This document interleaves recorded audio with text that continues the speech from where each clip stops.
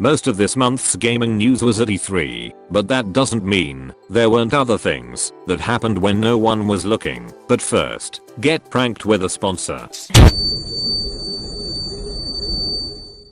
If you're watching this video, then you probably have your own idea for what the perfect game would look like, and with today's sponsor, Game Maker, you can make this vision a reality. Game Maker is a super fast and exceptionally friendly game development platform, which lets users develop games without the need for a bunch of external software. Titles such as Katana Zero, Hyper Light, and Undertale were all developed with Game Maker, and its intuitive drop and drag system means you don't need an expensive university degree to create the next bestseller on PC, console, and mobile. In fact, Game Maker has a ton of tutorials to help you get started, and its strong and supportive community are always happy to assist in any way they can.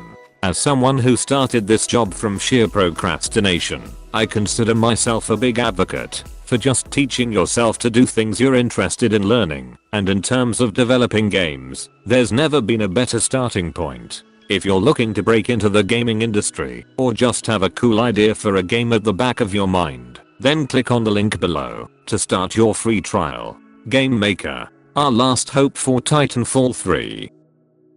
Cyberpunk 2077 has become notorious for being one of the worst launches in video game history. However, after a whole 186 days of unavailability, it's finally back in the PlayStation Store. Although the game had its fair share of bugs and glitches on PC, the console versions, and more specifically the last generation of consoles, were less equipped to handle the game than a Samsung smart fridge. Upon its launch, the game was immediately memed into oblivion, which threw the developers, CD Projekt Red, into damage control mode.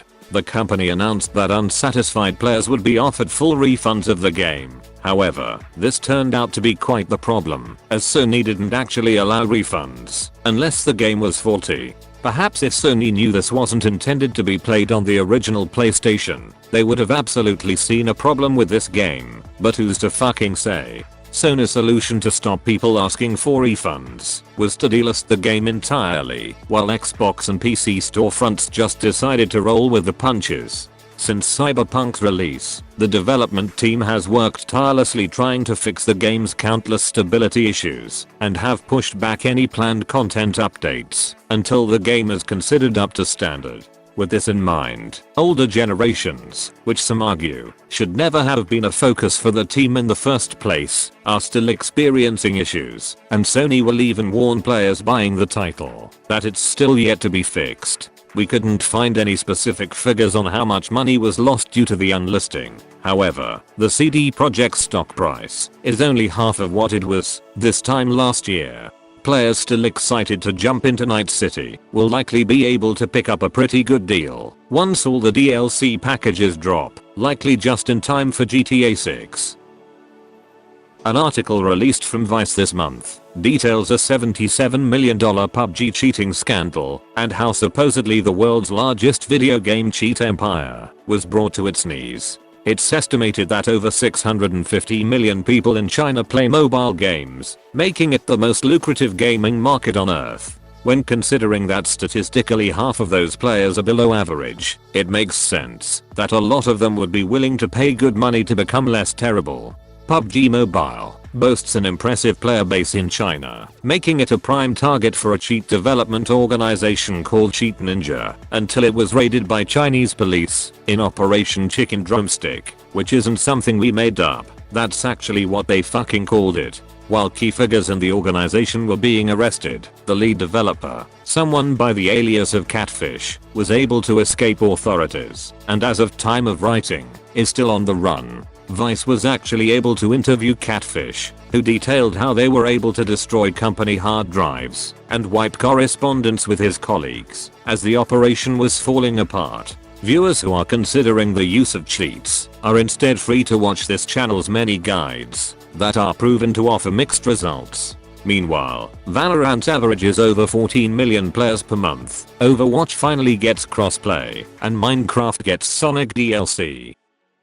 Hardened criminals watching may remember the site, ROM Universe, a digital library which housed thousands of pirated Nintendo games over its decade-long existence. This was until Nintendo caught up to the operation and decided to sue its sole owner and operator, Matthew Stallman, for a hefty $15 million in damages. Instead of hiring a lawyer, Mr. Stallman decided to legally represent himself, which might have been a good idea if he was a lawyer or wasn't going up against a company with over $16 billion in cash just lying around. But unfortunately for him, this wasn't one of those times. The defendant argued that as visitors didn't pay for the Nintendo games, and as he never uploaded any games to the site himself, he was not liable for any such damages. However, unfortunately for Mr. Stallman, he must have forgotten that he admitted doing both of these things in a previous deposition, as well as the site offering a premium account option, which did generate revenue. He was subsequently ordered to pay over $2 million in copyright and trademark infringements. No one fucks with Nintendo's intellectual property. Speaking of fucking with intellectual property, Roblox is currently being sued for a hefty $200 million by music publishers for alleged copyright infringement. Roblox made headlines earlier this year by going public on the New York Stock Exchange and subsequently being worth more than pretty much every other game publisher on Earth. However, even with a $45 billion valuation, $200 million isn't an insignificant number. The lawsuit claims that Roblox makes money from users by charging them Robux, the game's premium currency, which is then used to purchase a number of items within the experience. Most notably for this lawsuit, anytime a user wants a sound file in their game, they simply upload it from their PC and pay for the upload in Roblox, a process that currently doesn't issue any warnings regarding the use of licensed music. It probably doesn't help that over 21 million of the game's daily active users are below the age of 13 and likely have no idea that they might be breaking the law by wanting to hear Old Town Road play every time they jump onto a horse. The National Music Publishers Association represents some pretty big names in music, including deadmau5, Ariana Grande, and Ed Sheeran. Speaking on the lawsuit, the association's CEO said that Roblox has earned hundreds of millions of dollars by requiring users to pay every time they upload music onto the platform, taking advantage of young people's lack of understanding about copyright, and then they take virtually no action to prevent repeat infringement or alert users to the risks they are taking. Viewers who want a professional opinion on the case can look elsewhere, as not a single one of us is qualified to give any form of legal wisdom. If you take anything from this video, it's to always get a fucking lawyer. Meanwhile, Twitch streamers find new and exciting ways to challenge the platform's terms of service. Epic makes its anti-cheat and in-game voice platforms free for game developers, and someone buys an Among Us chicken nugget for over $100,000. To round off this month's admittedly short non-E3 coverage, we are going to be looking at E3, and specifically, the overall winner. Editors from a variety of gaming journalism networks, like IGN, GameSpot, and PC Gamer, collaborated to announce their official E3 2021 awards show.